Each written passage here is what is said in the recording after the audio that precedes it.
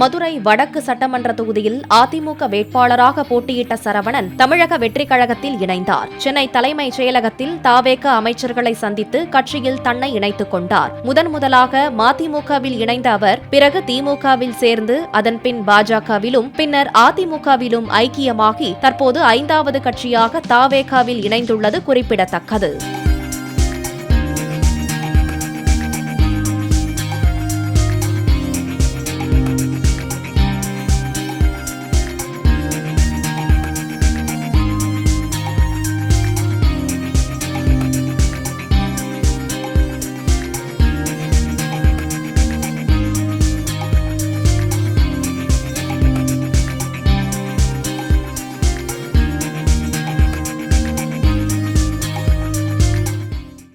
Play store மற்றும் app ஸ்டோரில் இருந்து பாலிமர் செயலியை QR கோடு மூலம் பதிவிறக்கம் செய்யுங்கள்.